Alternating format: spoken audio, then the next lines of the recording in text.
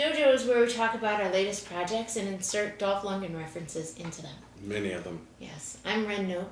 I am the producer of The Clearing and Evil Kitty Media Productions production, and with me is the director, Martin Bonqua. How you doing, kids?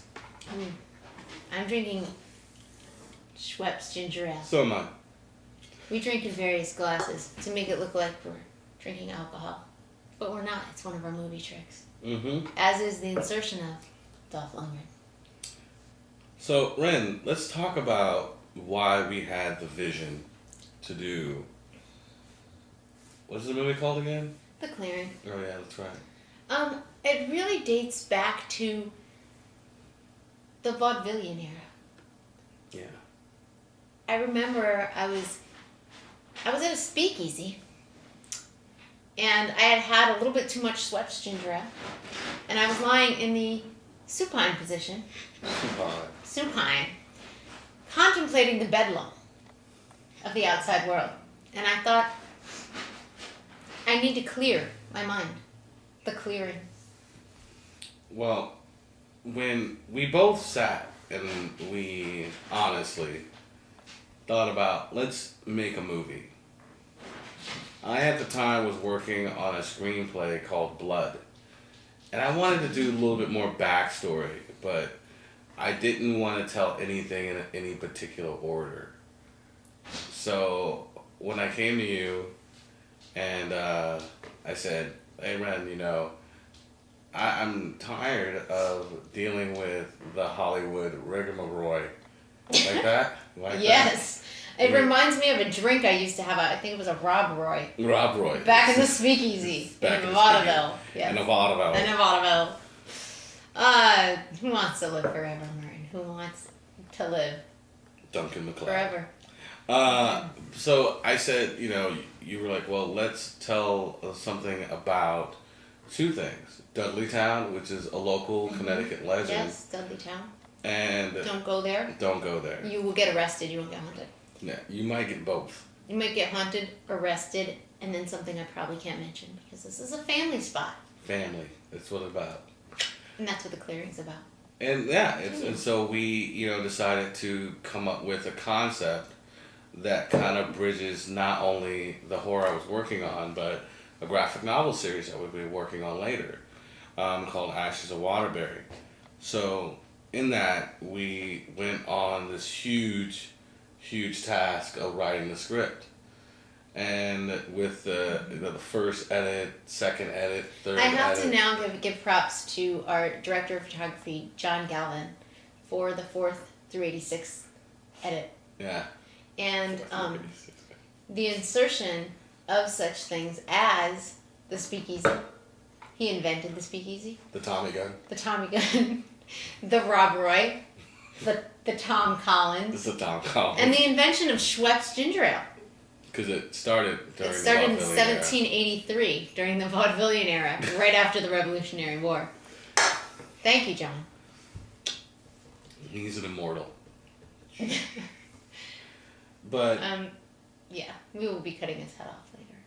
But more than anything, we said that, we wanted to prove that horror could be done outside the huge, glamorous CGI world of Hollywood. That horror is about elements, and you as a teacher...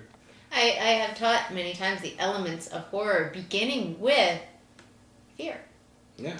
Fear, and many people are afraid of computers. John Galvin, one of them. I myself, however, are afraid of blueberries. Me holes.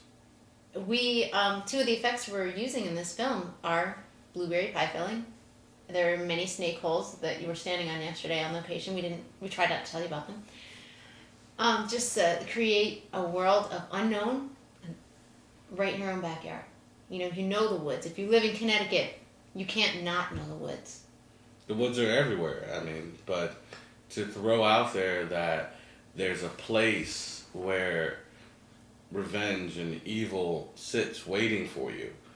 And it's in the woods, and as soon as you're there, it locks you in.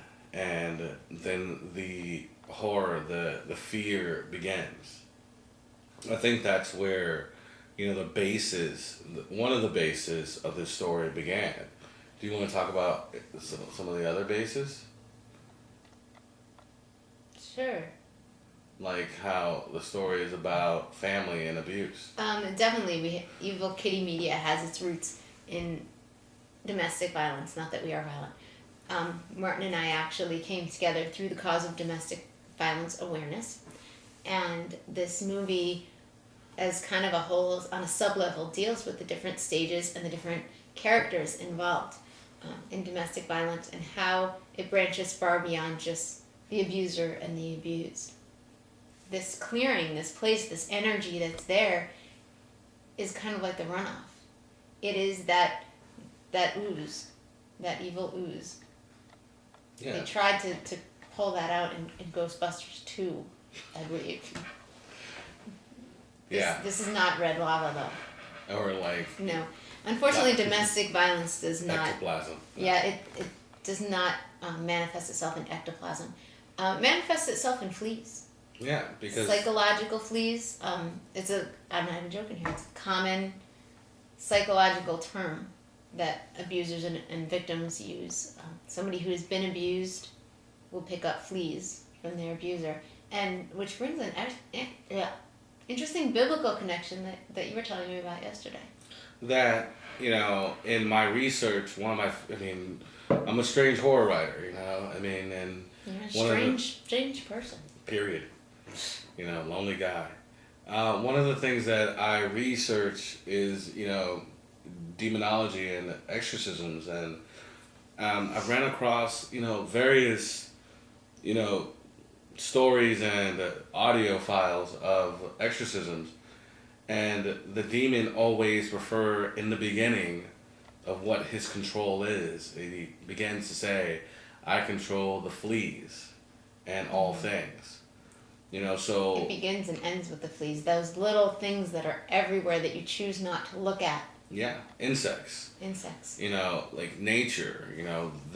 One of the greatest terms I've ever heard is that, evil starts by controlling the smallest forms of life.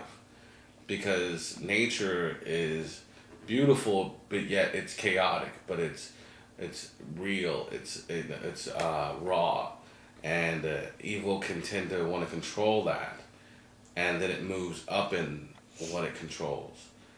So that within that, I knew that I wanted to bring that to the film to show that this place is raw, it's unnatural, and when I sat down with the crew and, our director of photography, John Galvin, and I try to explain that we have to show this in colors because we can't show that with the woods, like with trees moving and dancing and arms of the trees. This is not a Disney Pixar original. Yeah, it's not that kind of film. So how are we going to instrument that? How are we going to show in this movie that this place is alive? Well,